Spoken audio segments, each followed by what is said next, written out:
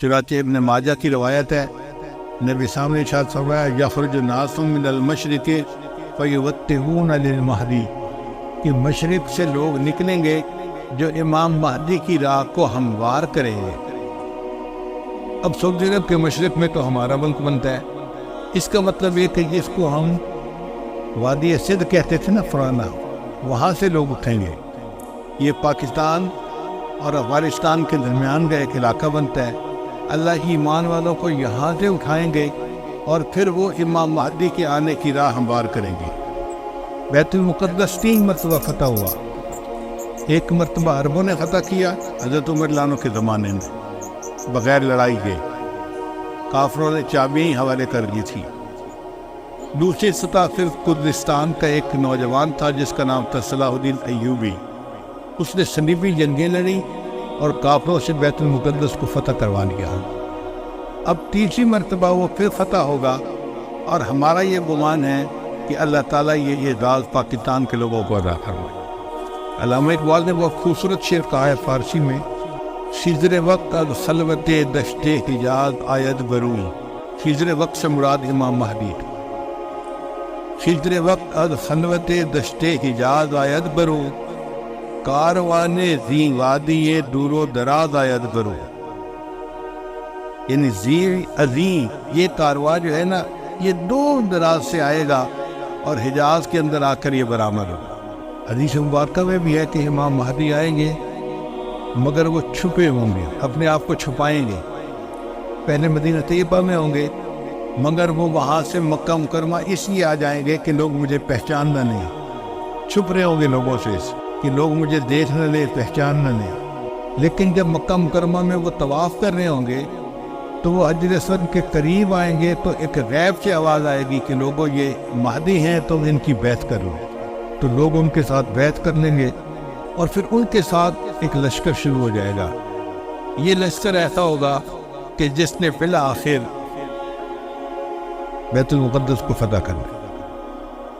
حدیث مبارکہ میں ہے کہ کالے جھنڈے یہ نیتر لوگ اٹھیں گے اور وہ اس کو جا کر بیت المقدس کے اندر گاڑیں گے، یعنی امام مہدی کے ہاتھ پہ اللہ تعالیٰ بیت المقدس کو فتح کروائیں گے۔ پھر امام مہدی موجود ہوں گے تو ان کی موجودگی میں حضرت عیسیٰ علیہ السلام بھی آئے گے۔ دمشق کی ایک مسجد ہے، اس مسجد میں وہ نماز کے لیے کھڑے ہوں گے، تکبیر کہی جائے گی تو اتنے میں حضرت عیسیٰ علیہ السلام اس مسجد کے مینارے کے اوپر اتریں گے آسمان سے، تو امام مہدی ان کو کہیں گے نہیں کہ آپ نماز پڑھائیں، اور وہ امام مہدی کو کہیں نہیں کہ آپ نماز پڑھائیں۔ چنانچہ حضرت عیسیٰ علیہ السلام کے حکم پر امام مہدی نماز پڑھائیں گے۔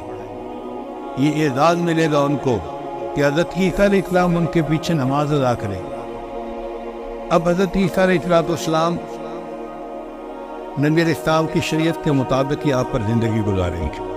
یہ ان کے لیے بھی اعزاز کہ انہوں نے دعا مانگی تھی کہ اللہ مجھے اپنے محبوب کی امت میں ہونے کا شرف عطا فرما، تو اللہ نے ان کو آسمانوں پہ بلا لیا اور پھر اللہ ان کو دوبارہ بھیجیں گے تاکہ وہ اس شرف کو حاصل کر سکیں۔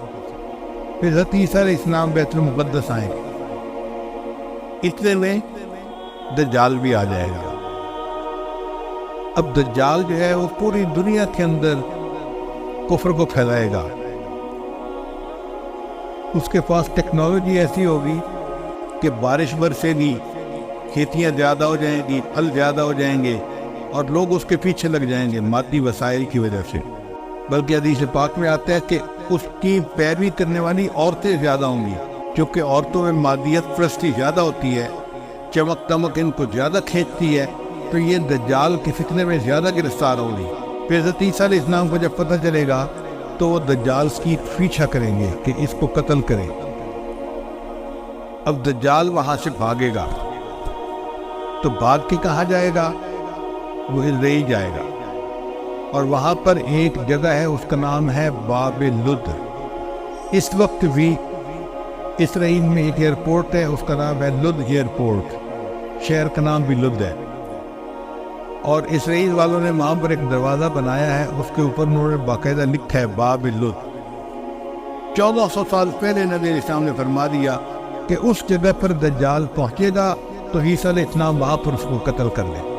بہت عرصہ میں یہ سوچتا رہا کہ دجال نے بھاگنا تھا تو کہیں پہاڑوں میں رفوش ہو جاتا۔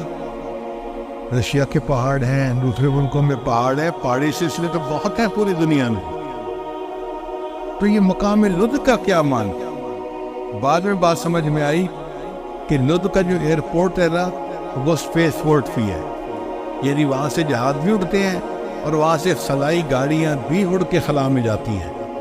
اس کا مطلب یہ کہ دجال یہ چاہے گا کہ میں لد پہنچوں اور وہاں سے اسپیس شپ میں بیٹھ کے میں خلا میں چلا جاؤں، کیونکہ دنیا تو مجھے یہ نہیں چھوڑیں گے، تو میں یہاں دنیا سے چلا ہی جاؤں۔ تو اس کی کوشش یہ ہوگی کہ میں یہاں سے خلا میں چلا جاؤں، مگر اللہ تعالیٰ فضل فرمائے گے اور عیسیٰ علیہ السلام اس کو اپنی فلائٹ لینے سے پہلے لد کے مقام پہ قتل کر لیں۔ پھر اس کے بعد عیسیٰ علیہ السلام بیت المقدس کے تخت پر بیٹھ کر پوری دنیا کے فیصلے کریں، پوری دنیا کی حکومت عیسیٰ علیہ السلام کے ہاتھ میں ہوگی۔ پھر عیسیٰ علیہ السلام صلیب کو توڑیں گے اپنے ہاتھوں سے، اور پھر یہود و نصارہ میں جو ان کی مخالفت کرے گا اس کو وہ قتل کریں گے، حتیٰ کہ ایک ایسا وقت آئے گا کہ پوری دنیا میں ایک بھی بندہ غیر مسلم نہیں رہے گا، سارے مسلمان ہو۔ اس وقت اتنی برکتیں ہوگی، حدیث پاک میں آتا ہے کہ ایک گائے کا دودھ پورے خاندان کے لیے کافی ہو جائے گا۔ اب یہ بات تو سمجھ میں آتی ہے، آج ایسی گائے بن گئی ہے جو 100 لیٹر دودھ دیتی ہیں ایک دن میں۔ اب 100 لیٹر تو واقعی پورے خاندان کے لیے کافی ہے، 40-50 گھروں کے لیے کافی ہو جاتا۔